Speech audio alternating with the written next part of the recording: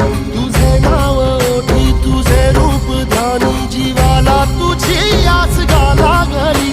जरी बाप सा